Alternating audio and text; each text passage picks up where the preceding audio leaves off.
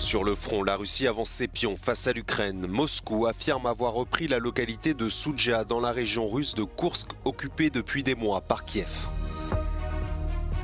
En Serbie, Belgrade se prépare sous haute tension à accueillir une manifestation d'envergure contre la corruption.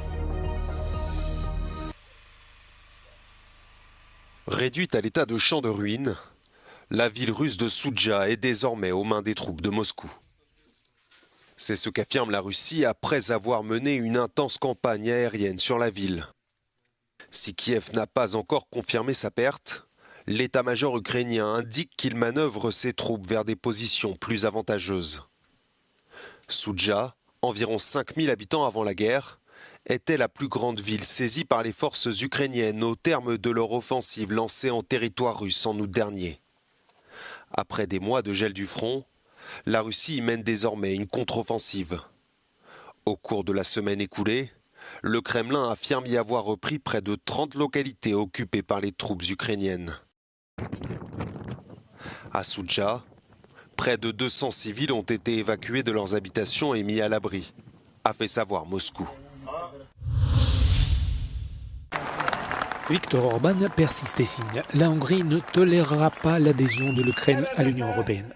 Le Premier ministre populiste s'est notamment exprimé à ce sujet lors de la fête nationale du 15 mars au Musée national. L'homme fort de Budapest a déclaré que les juges, les journalistes ou les employés civils payés par l'étranger seraient chassés du pays comme la vermine. És mindig akad egy birodalom, ami a magyarok szabadságára pályázik. Most épp egy brüsszeli. Brüsszel visszaél a hatalmával, ahogy Bécs tette annak idején. La Hongrie fait depuis longtemps figure de récalcitrant quant aux initiatives européennes de soutien à l'Ukraine dans sa résistance à l'invasion russe à grande échelle.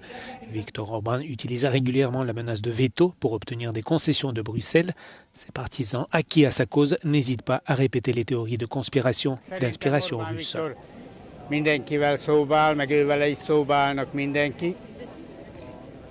És nagyon sajnálom, hogy a franciák nem tanultak Napóleontól, mert most is le akarják győzni Oroszországot.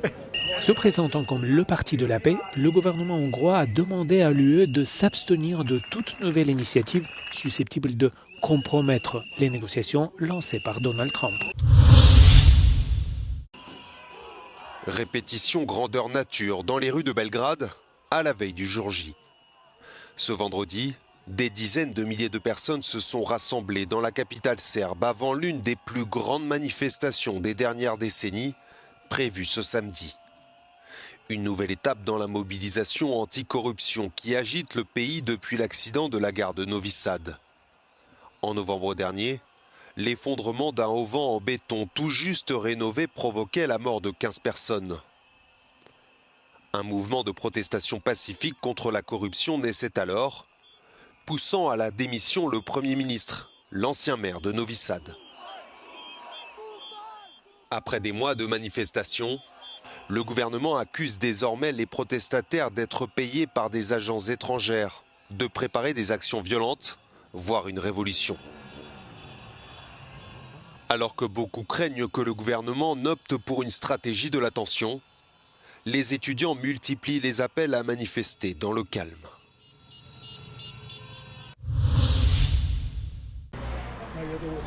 Les habitants de la Havane contraints d'utiliser leurs lampes torches pour éclairer leur chemin. Dans la nuit de vendredi à samedi, Cuba est plongé dans le noir, victime d'une panne de courant généralisée. Une défaillance survenue dans une de ses centrales a fait dérailler l'ensemble du réseau électrique national, très vétuste.